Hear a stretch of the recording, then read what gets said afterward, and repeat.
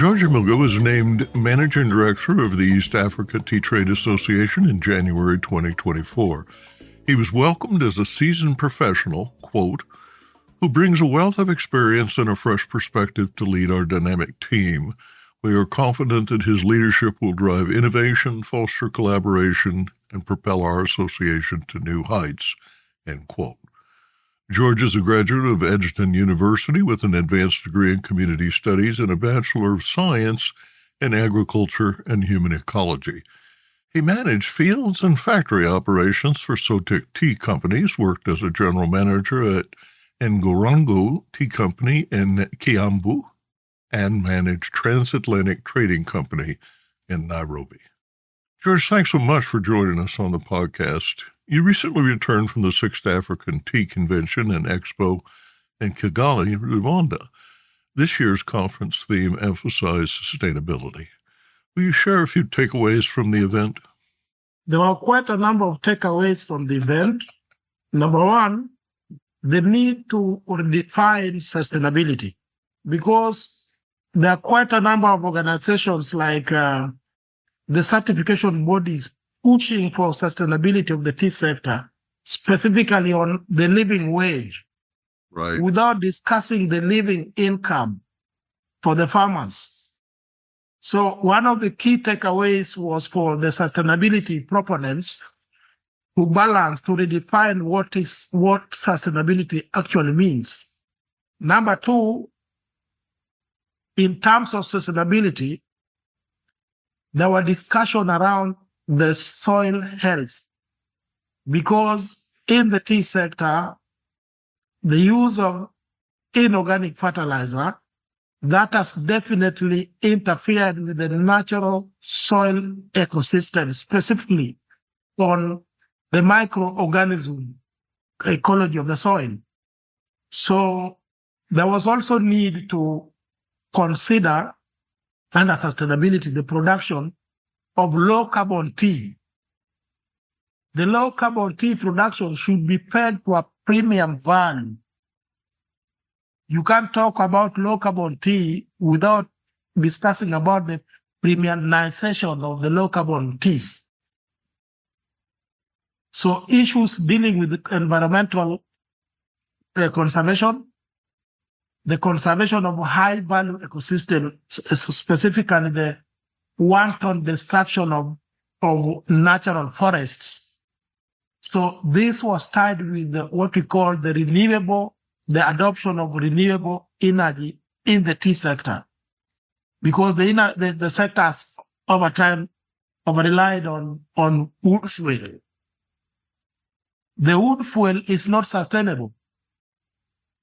So there was a need to incorporate what we call an energy mix, specifically on the utilization, the adoption of renewable energy, the exploitation of solar as a source of energy in the tea sector, because we are fortunate enough in the tropics, we have solar from the sun energy from January to January. We don't have winters like you people.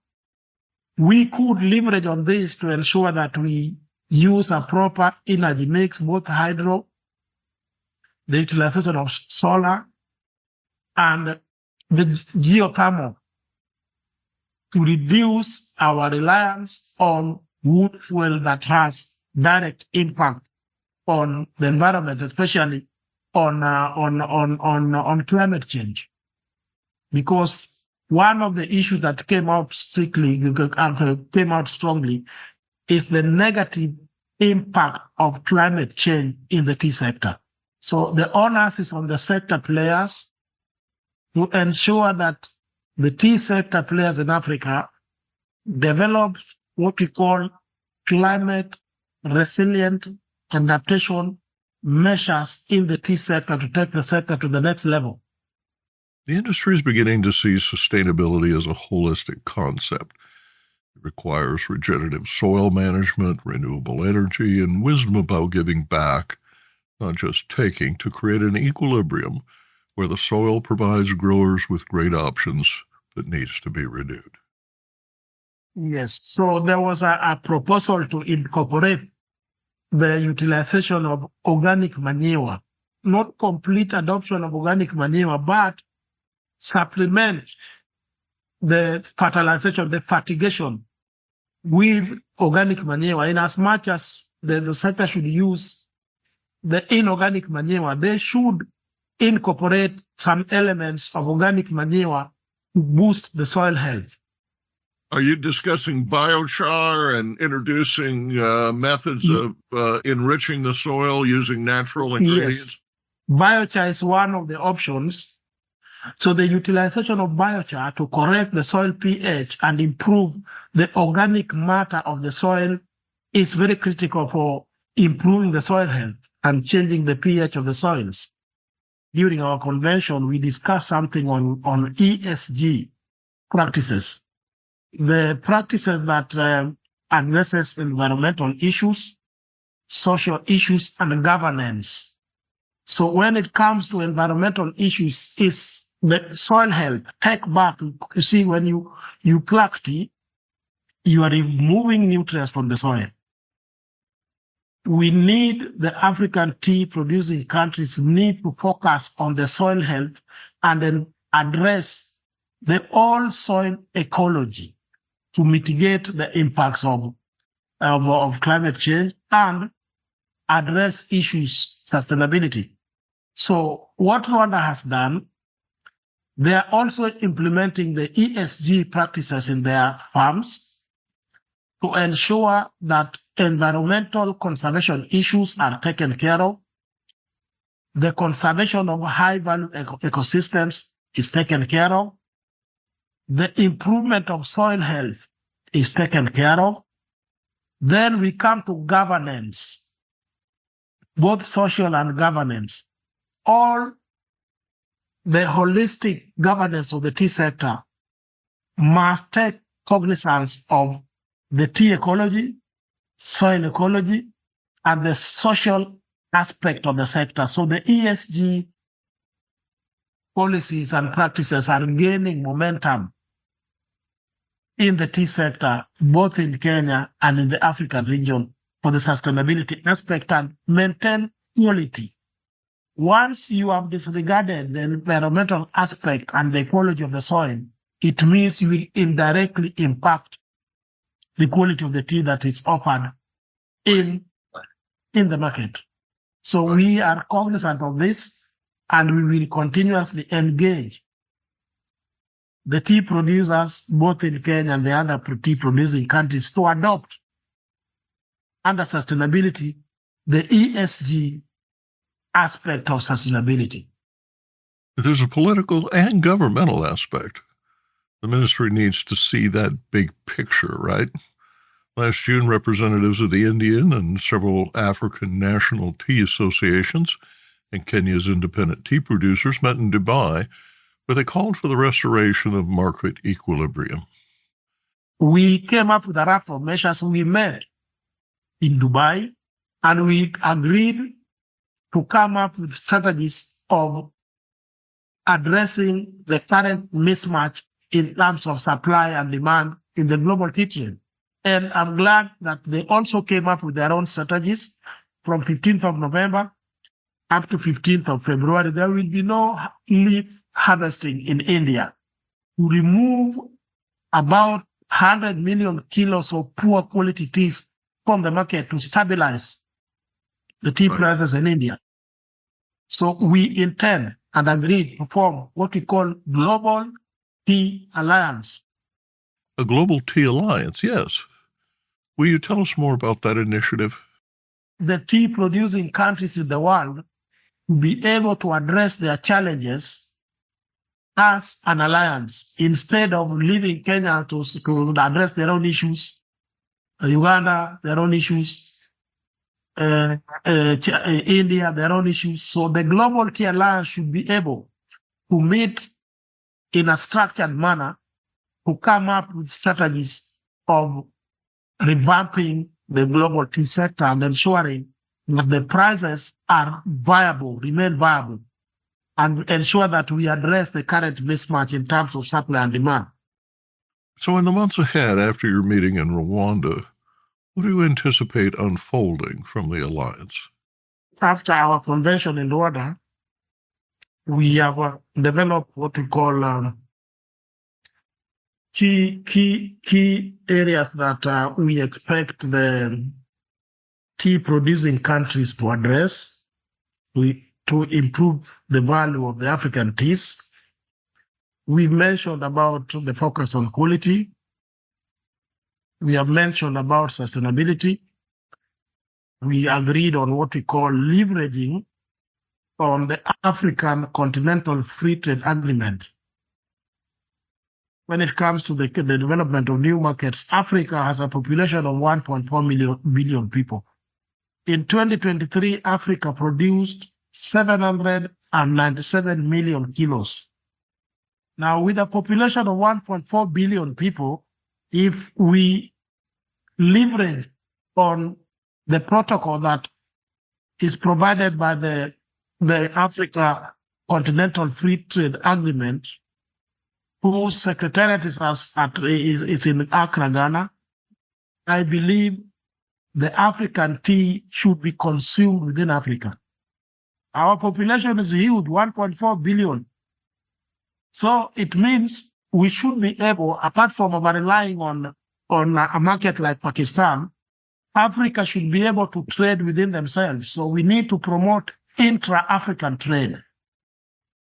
And to achieve this, we have proposed to the African governments to develop a common infrastructure to ease trade. Because currently, if somebody wants to ship tea from Mombasa, Kenya, to West Africa, at times it takes 3 months because the ship goes up to Europe, docks in Europe, before it comes to West Africa.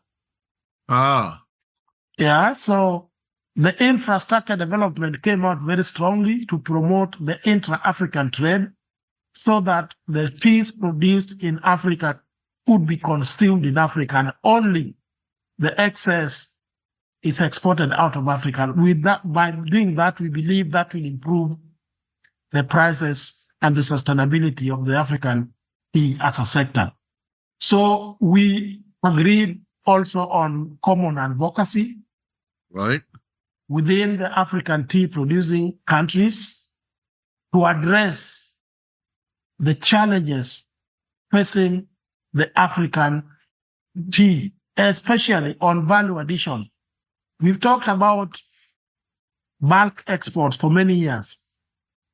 So this is the time that Africans believe that we need to grow the value addition segment of African tea to enable Africa export her tea in value-added form.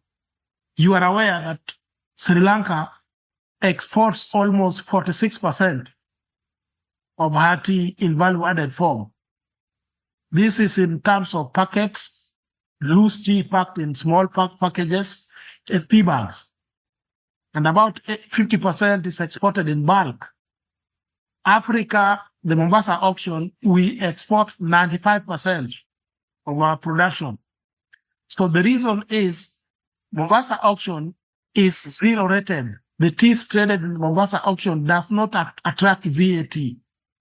But if you want to buy the tea for value addition and distribution in the local supermarket chains, you pay VAT on tea. You pay 35% import duty on packing materials. You pay 25% excess duty on imported packing materials. You pay 1% railway levy for Kenya. And then you also pay something called IDF levy. So by the time you clear your packing materials and land it to the factory and package the teas in Africa, the unit cost is extremely high. It becomes uncompetitive. Mm-hmm. So we are looking at the advocacy part of it to convince the African governments to address the huge levies and taxes so that they are removed to grow the value addition component of the African tea. Because it is very unfortunate that once tea is sold at the auction in Mombasa, it loses identity. Immediately it is sold.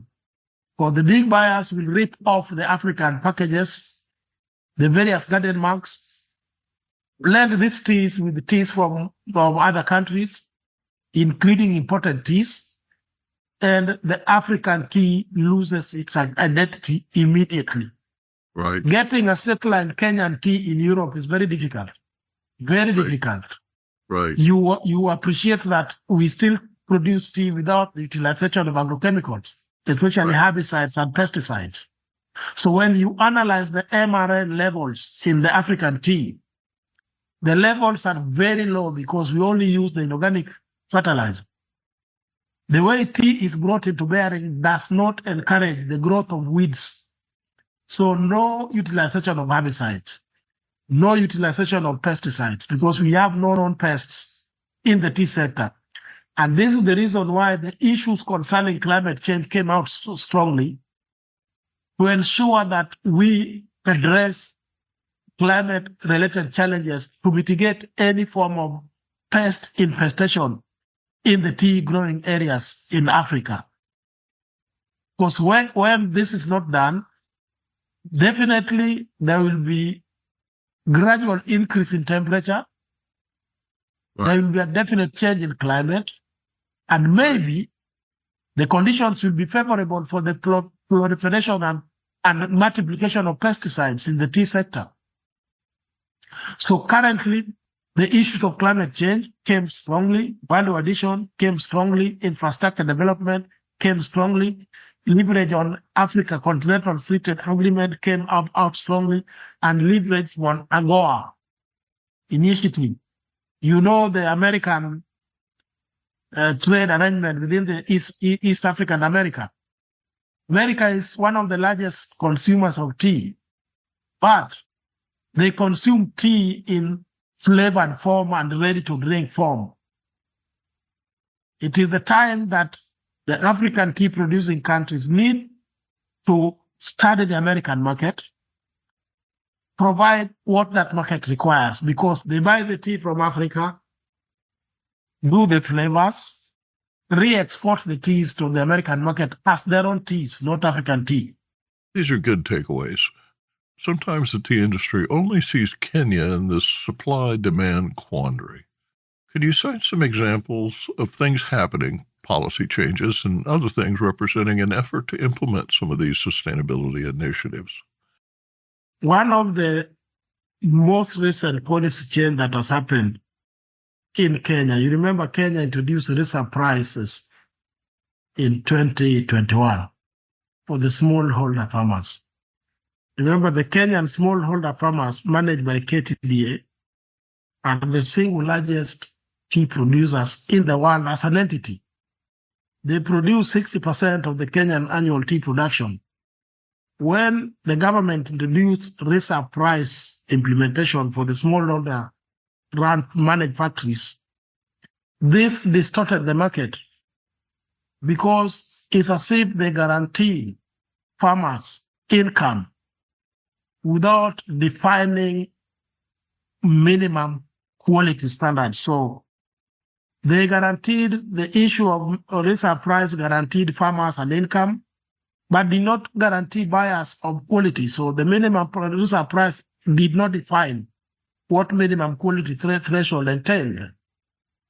And so farmers went and harvested tea, disregarded the quality aspects of the market, because already the government had guaranteed them of a minimum income.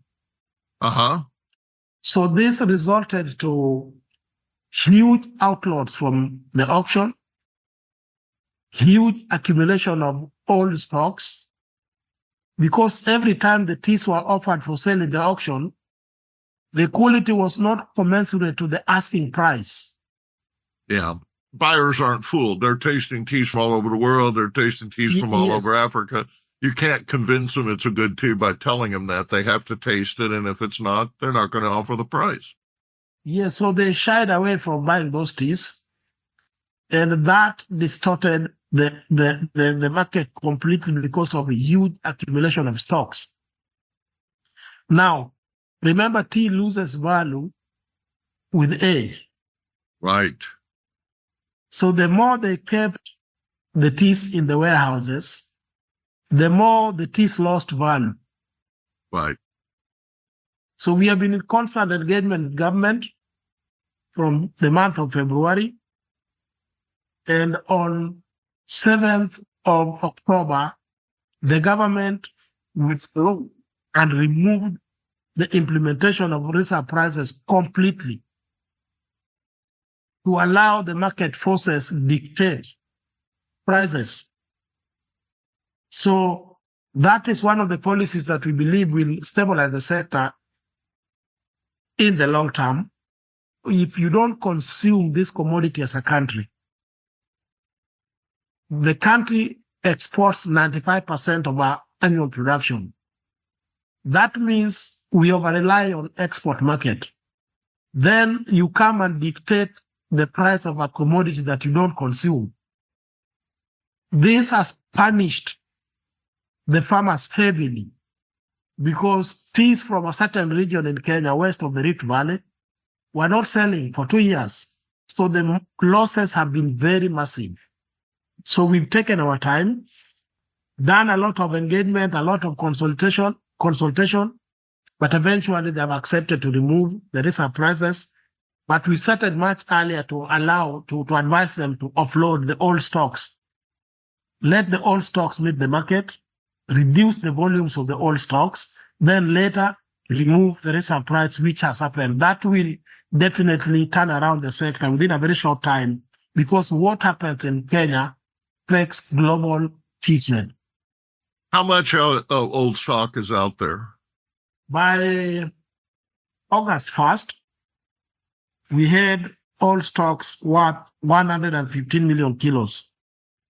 There's been a push to sell these teas privately, and currently the volumes have dropped down. KTBA gave a figure of 30 million, but I'm yet to confirm the accuracy of those figures. But I believe the old stock is currently below 50 million kilos. And remember, from the month of June, July, August, these are months that have been very cold. And so production declined by almost 50%. So you combine the cold season, the low production season, with the movement of the old stocks. I believe by December, the sector shall have been turned around. The future of African tea is bright. With the implementation of the recommendations that came out of the convention, the African tea future can only be better. So we look forward to support the African tea sector to ensure that the sustainability of the tea sector in Africa is guaranteed for the coming generations. Thank you.